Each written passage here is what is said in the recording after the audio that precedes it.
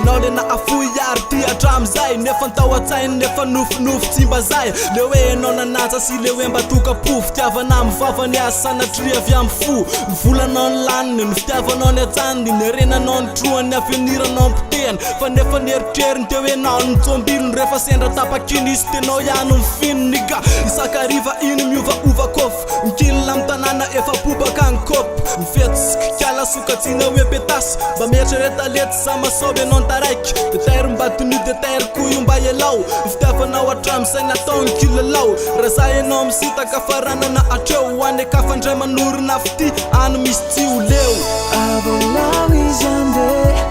avelao izy ale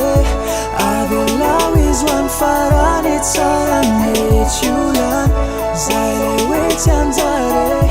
vitatreo tantare adino izy fa adaka fantena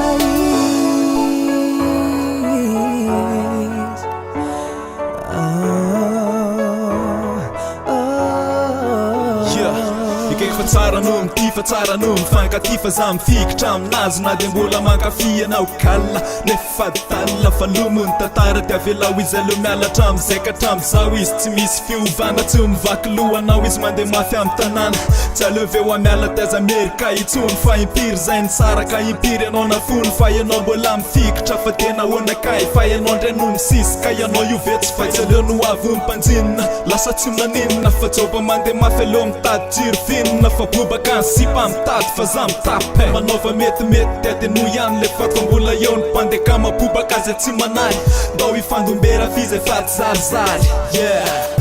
avelao izy andeha avelao izy ale avelao izy hoany farany tsara metiolan zay le hoe tsy anjare vitatreo tantare adino izy fa adaka fantena avelao izy andeha fa noavy no fantsino avelao izy andeha fa izy fanatino ianao toraky sao ianao ve ohatry sao andao izy alafaty ianao azambitanao andao hitady joba andao hitady fika andao analady tsy mivaky lo le sipa ianao mahita foana ianao natengoma toniony fo de koby aminao zay avelao izy andeha avelao izy ale